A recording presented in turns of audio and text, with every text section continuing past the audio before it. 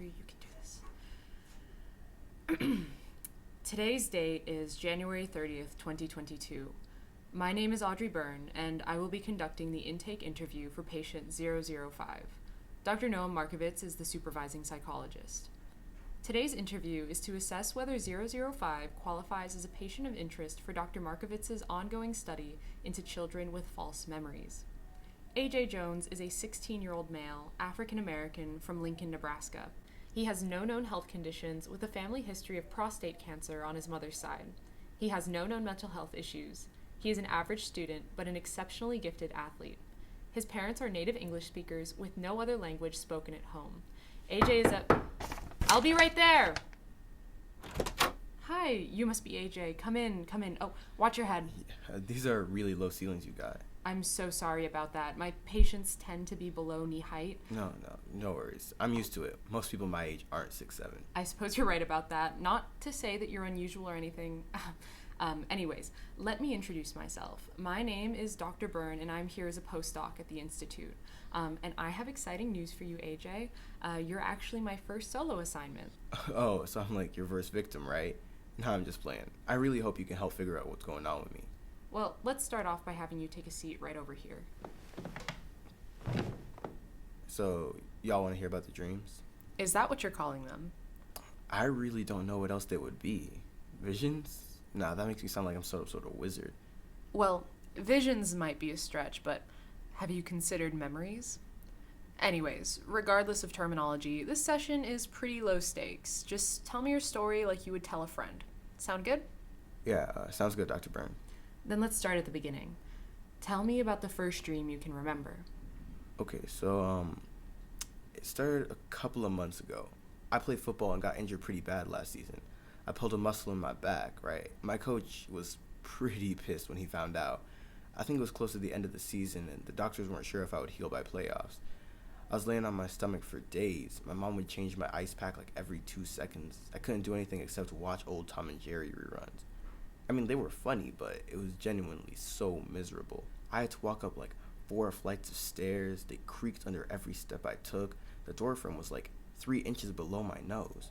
I know I'm tall, but that felt personal. The lady opened the door, and from her face, I could just tell she ain't like me. I remember gagging when I walked in. The air was thick with lavender oil. There must have been like 10 humidifiers running all at once. The whole place was just wet. It was almost pitch black, too, and the room was filled with these huge white machines. They looked like alien torture devices. They cast these long, freaky shadows across the walls. The masseuse took me into a smaller private room and told me to take off all my clothes and get on the bed. Then she disappeared into the hall. I mean, I kept my underwear on. It felt weird not to, especially because I didn't really fit on the table. My calves were hanging off the edge. My knuckles were literally touching the floor. It was humiliating. When the lady came back in, she got straight to work.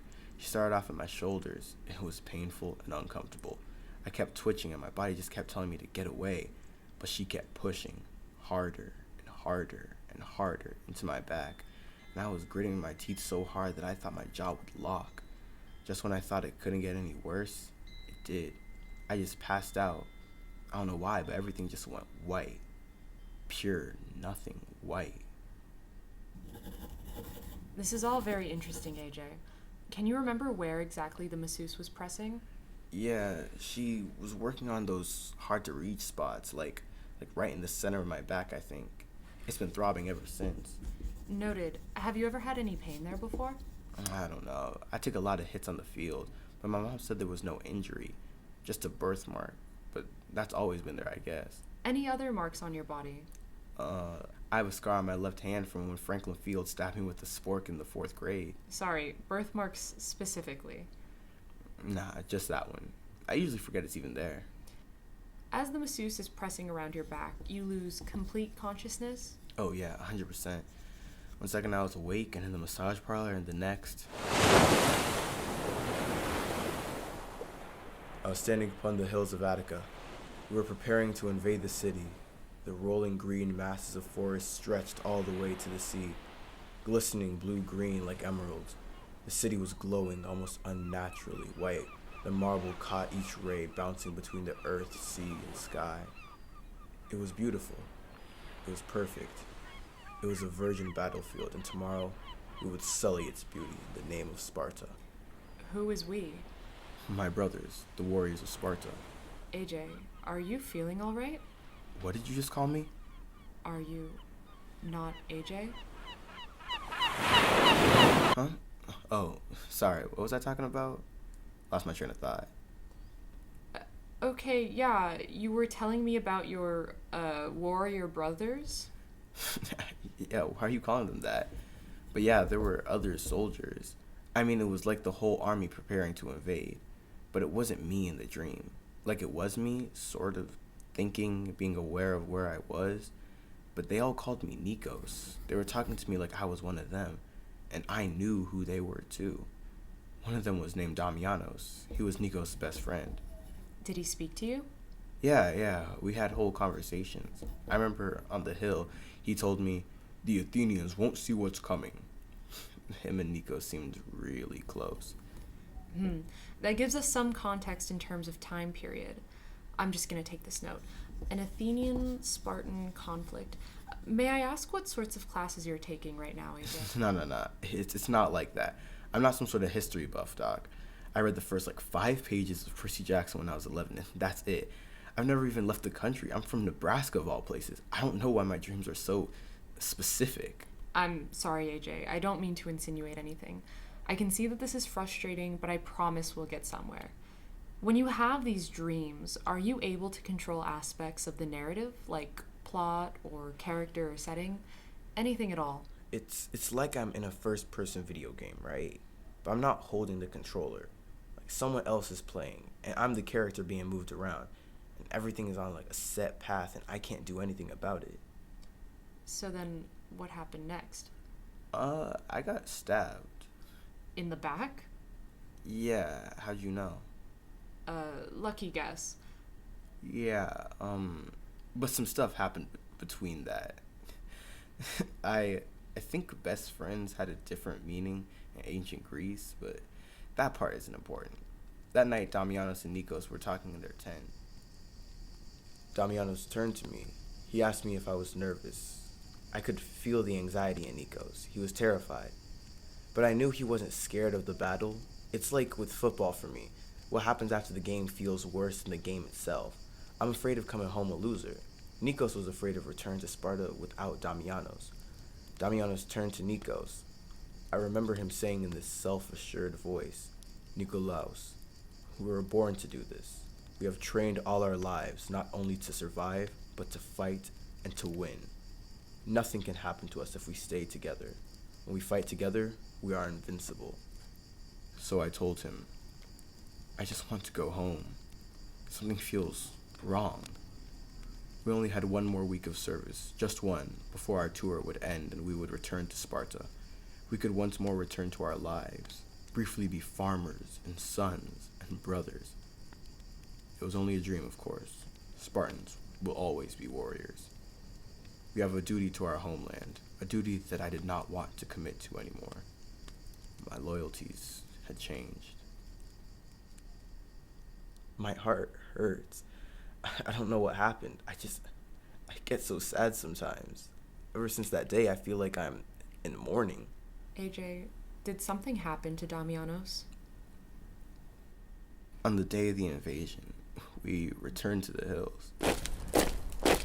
The Spartan army is the 8th wonder of the ancient world. I wish you could have seen it. I wish anyone did. But the farmland was empty. They had fled. I was starting to realize that Damianos was right. Everything would be okay, and we would make it home together. But that's not what happened, is it? No, Dr. Byrne. They let us ravage the farmlands. As we made our way to the walled city, it was clear that they were not going to battle us head-on. From over the wall, the sounds of life could be heard. Our legion decided that we would split up and go in different directions around the city, regrouping at the beach. It was there that the Athenians finally showed themselves. They would fight from the water. Fragmented into smaller groups, we formed a tight phalanx, taking cover from incoming arrow flurries. Half of the navy remained in deep water, firing at a distance. The other half were coming to shore. The only thing we could do was hold formation and try to recoup our numbers. I turned to Damianos. We should retreat, I said. This isn't a fair battle. We stand our ground and we fight, he told me. That was probably the last thing we were able to say to each other. We kept formation. Our shields grew heavy with arrows. The Athenians began to charge the beach. We drew our spears. Damianos launched his doru from the phalanx, striking an incoming Athenian. Others followed suit, launching spears to keep them at bay. But more Athenians were heading up the beach. We were completely outnumbered. A short sword strikes the top of my shield. Our phalanx breaks. We have to fight on our own. I cast my shield aside as our enemies attack. I lose track of Damianos. At this moment, I'm fighting more for my life than for my country. I eventually find Damianos. He's bloody and fighting like he means it. He is so beautiful. Suddenly, he falls. Distracted, I too am overtaken by an enemy soldier. Sticky with sweat, the beach clings to me as I cling to it. My face is buried in the soft grains. There's a foot on my back. There was nothing I could do. To flee was to die with less honor than I already did. Though Damianos and I were devoted to each other, he had a greater devotion to Sparta. Maybe he didn't know, but Damianos was my homeland. And that's how it ends. I've had a bunch of others. Dreams of a life I haven't lived, as a person I don't even know. I've had a different mom and dad, siblings who don't exist. I've prayed to gods who no longer listen. Not all of them are nightmares, but they all feel sad, far away, untouchable. What's happening to me, Dr. Byrne? I believe your story, AJ, and I think you are so brave for coming to us, but I also think this is something you shouldn't share with just anyone. I think it's best to keep the details between the two of us. I'm not quite sure what to call it yet, but I think you may be experiencing something psychology can't explain on its own. So, what do I gotta tell my parents? You can tell them however much you would like, but I take this seriously, AJ. They may not. They were worried enough to bring you to Chicago to see us, but I'm afraid that the unexplainable will deter them from bringing you back. I'll tell Dr. Markovitz you're an excellent candidate for his study. I'll also ask him to follow up with your mom. I will make sure that you get your answers as well as mine. I don't want to feel like this anymore. I just want to be myself again, and if you can't help me, I'm scared no one will be able to. You just have to trust me, AJ. There's nothing more I can say besides that. I hope you have a good day. Yeah. Same to you, Dr. Byrne.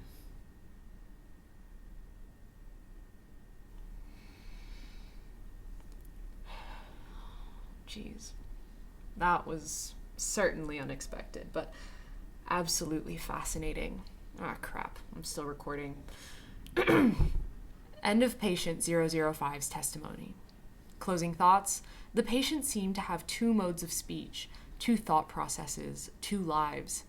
005 seemed to be oscillating between himself and another, one called Nikos. A DID patient might switch between alternate personalities in this way, and the Nikos persona seems to be 005's personal manifestation. Nikos is the protagonist of a larger dream narrative. Psychosomatic symptoms were triggered by seemingly first-hand accounts of Attica. I'll need to do some reading tonight. I would like to chalk this up to an overactive imagination and some very interesting history lessons.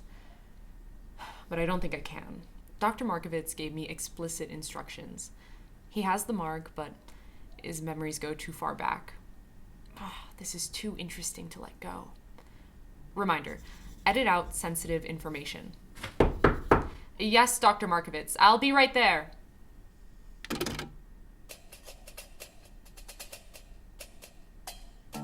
The Byrne Tapes is a podcast written and produced by me, Selma Chab, featuring the voice talents of Selma Chab as Audrey Byrne and Darasimi Adeyemo as AJ Jones. Special thanks to Tyler Cunningham for letting us use his composition Thermopylae over the end credits.